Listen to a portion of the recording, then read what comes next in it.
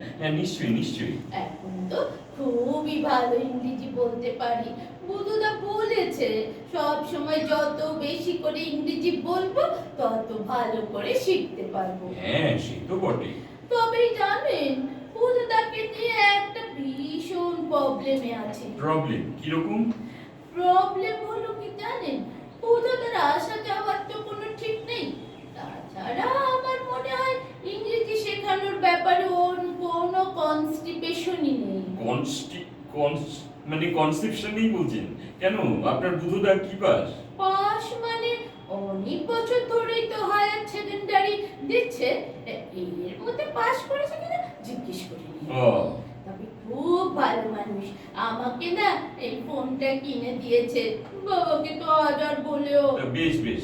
তা এই বুধুদা করেনটা কি? চাকরি না ব্যবসা? না না, ও সব কিছু করে না, পার্টি করে পার্টি। আগে অবশ্য